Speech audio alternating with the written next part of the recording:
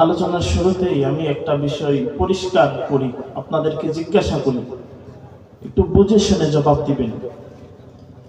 এই যে এত গভীর রাত, এখন 4:15, এত কনকনে শীতের মধ্যে এই যে আপনারা এখানে বসে আছেন, একটা জবাব দিবেন, আপনাদের কি কোনো বাড়িঘর নাই? একটু জোরে জবাব দিবেন বাজান, আপনাদের কি কোনো আরামের বিছানা নাই? নাকি বাড়িঘর নাই, বিছানা নাই, এই জন্যে একটু শুনতে পাইছেন মাইকের আওয়াজ তো ওইখানে গিয়ে বসে থাকি, এরকম নাকি?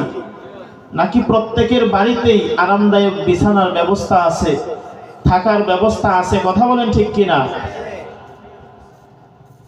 তারপরেও কেন আমরা এই কষ্টকে আজকে এই রাত্রে বেছে নিলাম? জবাব আসবে একটাই, যে মহান রব্বুল আলামিনের সন্তুষ্টি অর্জন। কথা বলেন ঠিক কিনা? দোয়া করি মহান রব্বে কাবা যেন আমাদের আরামের বিছানা, আরামের ঘুমকে বিসর্জন দেওয়াটাকে যেন জান্নাতের মধ্যে আরামদায়ক বিছানা লাভের সৌভাগ্য আর উসিলা বানায় দেন। সকলে পড়ি আল্লাহুম্মা আমিন। যেহেতু গভীর রাত, সময় অল্প, দোয়া নেওয়ার জন্য এসেছি। উস্তাদুল্লাহ, আসাতিজায়ে কেরাম, মুরব্বিয়ানে আযম চতুর্দিকে আছেন, মাইকের আওয়াজ শুনতেছেন, একটু সবক শোনায়া যাব দোয়া নেওয়ার উদ্দেশ্যে।